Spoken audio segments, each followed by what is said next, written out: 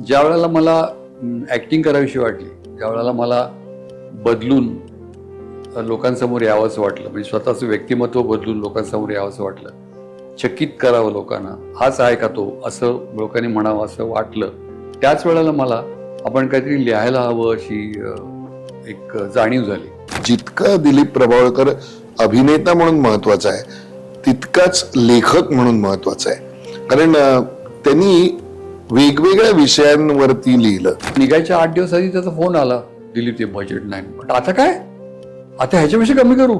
नाही नाही, तू मेकअप मधला नको आणू. अरे म्हटलं, मेकअप मधला न आणू कसं चालेल? अशा प्रकारचा लेखक आणि अभिनेता जेव्हा तुमच्या संपर्कात होतो, तुम्हाला एक परिसस्पर्श होतो, तर तसा परिसस्पर्श दिलीप भैयांचा झाला. प्रिय बाबा, मी खुशाल आहे, इकडे धमाल येते. आनंद काकांच्या पाठीवर बसून मी महाभारत युद्ध खेळतो आहे.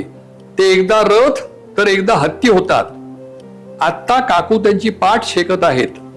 त्यांनाही मजा येते असं ते कणत म्हणतात. कला कला